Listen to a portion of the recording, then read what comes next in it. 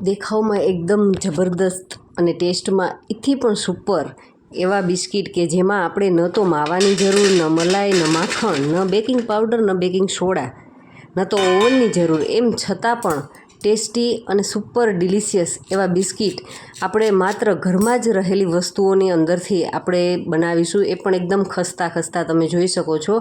તો એમના માટે માત્ર ને માત્ર આપણે 2 વાટકી જેટલો કોઈપણ આપણે કટોરી સેટ કરી અને 2 વાટકી ભરી અને ઘઉંનો જે રોટલીનો લોટ હોય છે ઝીણો, એ જ લોટ લીધો છે. તો બસ આ બંને લોટ લઈ લીધા અને બસ એ જ વાટકીના માપથી આપણે અડધી વાટકી ભરી અને રવો જે આપણે ફાઇન સૂજી આવે છે એ અડધી વાટકી ભરી અને લીધો છે.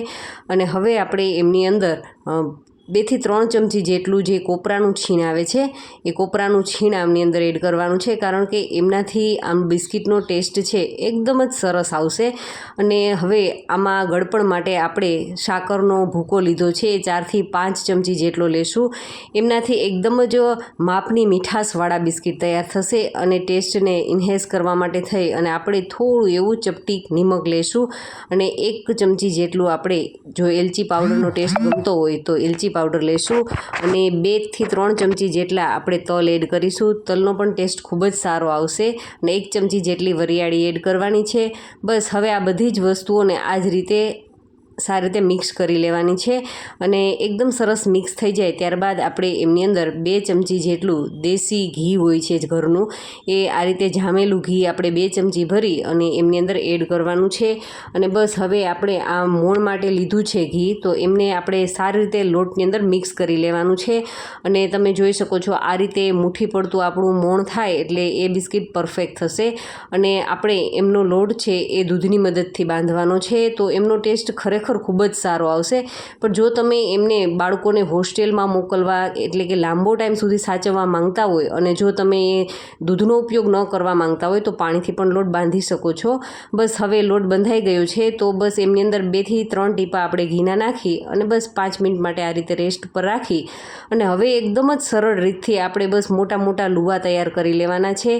અને બસ હવે લુવા તૈયાર થઈ ગયા બાદ આપણે આ રીતે હાથની મદદથી બસ એમનો રોલ તૈયાર કરવાનો છે. આ રીતે થપથપાવી અને સાઈડ પરથી પણ એમનો શેપ સારો આવે એ રીતે આપણે બસ આ રીતે જ રોલ કરી લેવાનો છે. એકદમ આસાનીથી એમનો રોલ તૈયાર થઈ જશે. અને જો સ્ક્વેર શેપ કરવા માંગતા હોય તો તમે જોઈ શકો છો હું અત્યારે જે રીતે થપથપાવું છું 4 સાઈડ, બસ એ જ રીતે પ્રેસ કરતું જવાનું હળવે હળવે, તો આ રીતે ચોરસ એમનો રોલ તૈયાર થઈ જશે. તો આપણે બધાના આ રીતના રોલ તૈયાર કરી લઈએ.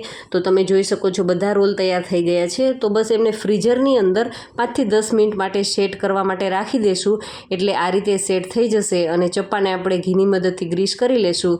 તો તમે જોઈ શકો છો એકદમ સરસ એમના આકાર છે આવી ગયા છે.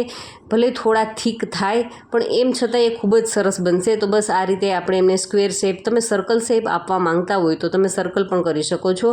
તો અત્યારે બધા બિસ્કિટ તૈયાર થઈ ગયા છે. હવે ગેસની ફ્લેમ ચાલુ કરી અને આપણે થોડું તેલ ગરમ થવા માટે રાખ્યું હતું. તેલ પણ આપણે મીડિયમ ગરમ કરવાનું છે અને એ તૈયાર થઈ ગયા બાદ આપણે બધા જ બિસ્કિટ છે એમની અંદર એડ કરવાના છે અને મીડિયમ ટુ લો ફ્લેમની ઉપર જ આપણે એમને ફ્રાય કરવાના છે. અને બસ 1 થી 2 મિનિટ માટે આ રીતે આપણે ફ્રાય કરીશું એટલે એમનો હળવે હળવે કલર ચેન્જ થશે.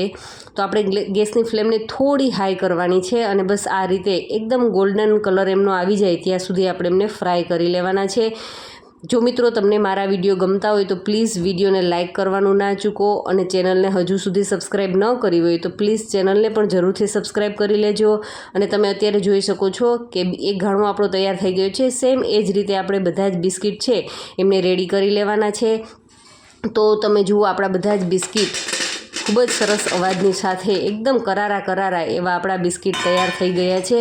તો તમે બાળકોને લંચ બોક્સમાં ભરવા માંગતા હોય તો એમાં આપી શકો છો. ચાની સાથે કંઈક ખાવાની ઈચ્છા થાય તો પણ તમે આ બિસ્કિટને લગભગ 1 મહિના સુધી આરામથી સ્ટોર કરી શકો એવા સરસ મજાના આપણા બિસ્કિટ તૈયાર થઈ ગયા છે. Thank you for watching this videos.